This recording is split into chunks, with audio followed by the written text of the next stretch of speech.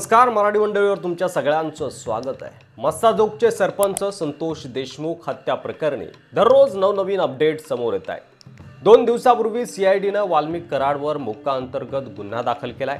या कारवाईनंतर वाल्मिक कराड समोरील अडचणी आता पुन्हा वाढल्या आहेत। त्याच्या सुटकेचे मार्ग बंद होताना दिसत आहेत। अशातच आता वाल्मिक कराडचं अमेरिका कनेक्शन देखील समोर आलंय। काही दिवसांपूर्वी पोलिसांनी वाल्मिक कराडचे 3 मोबाईल जप्त केले होते। त्यातून आता खळबळजनक खुलासा समोर आलाय। खरं तर वाल्मिक कराडने संतोष देशमुख खून प्रकरणातील आरोपी विष्णू चाटे याच्या फोनवरून पवनचक्की कंपनीच्या अधिकाऱ्यांशी संवाद साधला होता। याबाबतची कबुली स्वतः विष्णू चाटे यानंच दिली होती। पोलिसांनी चाटे याचा फोन ताब्यात घेण्याचा प्रयत्न केला, मात्र पोलिसांना अद्याप चाटे याच्या फोनचा सुगावा लागलेला नाहीये।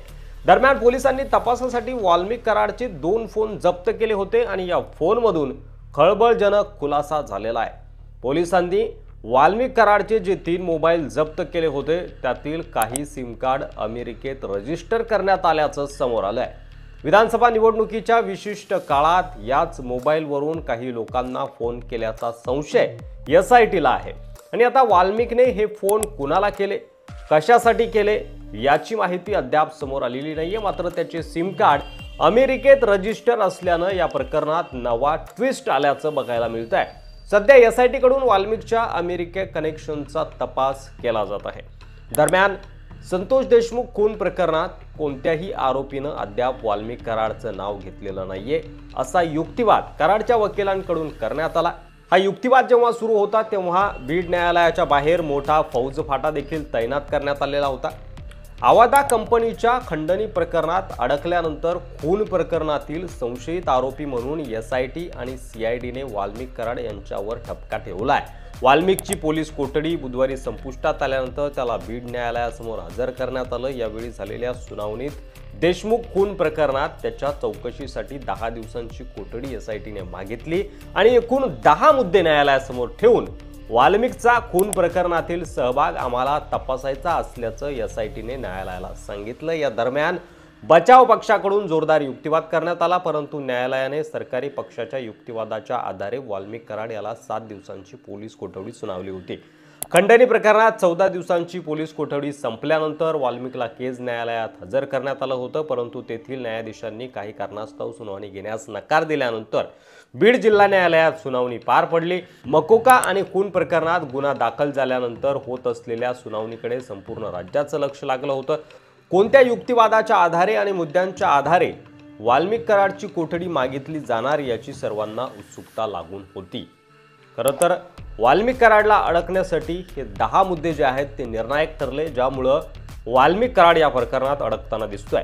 आवादा कंपनीच्या खंडणीला अडथळा ठरले म्हणूनच संतोष देशमुखांची हत्या झाली असा पहिलाच युक्तिवाद करून खंडणी आणि खून प्रकरण संलग्न आहे असं दाखवून देण्याचा प्रयत्न तपास अधिकाऱ्यांनी केला।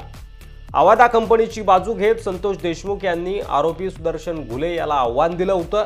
आरोपींनी वारंवार आवादा कंपनीकडे खंडणी मागितली, पण कंपनीने ती दिली नाही आणि यावेळी संतोष देशमुख अडथळा ठरले आणि म्हणूनच त्यांची हत्या झाल्याचा दावा एसआयटीने केलाय। तसंच संतोष देशमुख यांची 9 डिसेंबर रोजी हत्या झालेल्या दिवशी सुदर्शन घुले आणि विष्णू चाटे यांचे वाल्मिक कराड यांच्याबरोबर फोनवरून संभाषण झालं होतं। संतोष देशमुखांचे अपहरण एफआयआर मध्ये नमूद केल्यानुसार 3 वाजता अपहरण झालं। त्याच वेळी आरोपी आणि कराड यांच्या दरम्यान फोनवरून संवाद झाला। तसे फोन रेकॉर्ड आमच्या हाताला लागलेले आहेत अशी माहिती एसआयटीने न्यायालयाला दिली। अपहरणाची वेळ आणि संभाषणाची वेळ मिळती जुळती आहे। मुख्य आरोपी आणि वाल्मिक कराड यांच्या 10 मिनिटं फोनवरून बोलणं झालं। त्यांच्यातील संभाषणाचा आम्हाला तपास करायचा आहे। तपासात जे पुरावे मिळाले आहेत त्याचे क्रॉस व्हेरिफिकेशन करायचं आहे। मुख्य आरोपी कृष्णा आंधळे फरार असून त्याला वाल्मिक कराडनं मदत केली आहे का? वाल्मिक कराडच्या नावावर विदेशी मालमत्तेची देखील चौकशी करायची आहे। वाल्मिक कराडच्या सांगण्यावरून विष्णू चाटे व सुदर्शन घुले केज तालुक्यात खंडणी मागत होते का याचाही तपास करायचा आहे। संतोष देशमुख हत्या प्रकरण हे संघटित गुन्हेगारीचे प्रकरण आहे आणि त्याचमुळे वाल्मिक कराडवर मकोका लावला असं एसआयटी कडून स्पष्ट केलं गेलं। दरम्यान सीआयडीने कोर्टात संतोष देशमुख यांच्या हत्येबाबत देखील मोठा दावा केलाय। खंडणी प्रकरणात संतोष देशमुख अडथळा ठरत होते आणि याच कारणातून ही हत्या झाल्याचं सीआयडीने देखील कोर्टात सांगितलं। खरं तर मंगळवारी कराडवर मोक्का अंतर्गत कारवाई केल्यानंतर बुधवारी सीआयडीने कराडचा ताबा घेतला. त्याला बीड येथील मोक्का न्यायालयात हजर करण्यात आलं. त्यावेळी सरकारी वकील आणि तपास अधिकाऱ्यांनी देशमुख हत्या प्रकरणात वाल्मिक कराडचा सहभाग तपासणं आणि त्याच्या इतर मालमत्ता संदर्भात चौकशी करायची असल्याचं नमूद केलं. एवढंच नव्हे तर देशमुख यांच्या हत्येत प्रत्यक्ष सहभाग असलेल्या आरोपींचं वाल्मिक कराडशी संभाषण झाल्याचं देखील तपास अधिकाऱ्यांनी कोर्टात सांगितलं. तसंच हत्येच्या दिवशी वाल्मिक कराड, विष्णू चाटे आणि सुदर्शन गुले यांच्यात मोबाईलवरून संवाद झाल्याचे देखील CDR जे आहेत ते न्यायालयात दाखल करण्यात आले. ती माहिती देखील समोर आली आहे आणि या संभाषणाचा तपास करायचा आहे. खंडणी प्रकरणात संतोष देशमुख अडथळा ठरत होते, याच कारणातून त्यांची नेमकी हत्या झाली आहे असं सांगत सीआयडीने वाल्मिक कराडची 10 दिवसांची पोलीस कोठडी मागितली आणि न्यायालयानं 10च्या ऐवजी 7 दिवसांची कोठडी जी आहे ती दिली आहे. तर एकंदरीत वाल्मिक कराड यांचा पाय आता या प्रकरणात खोलात रुजत चाललेला आहे आणि विविध खुलासे, रोज नवनवीन खुलासे या प्रकरणाचे होत आहेत. एकंदरीत काय तर खंडणी मागण्याच्या विषयामध्ये सरपंच संतोष देशमुख अडथळा ठरत होते आणि त्यामुळेच त्यांची हत्या झाली असा खळबळजनक दावा जो आहे तो तपास अधिकाऱ्यांनी केलेला आहे.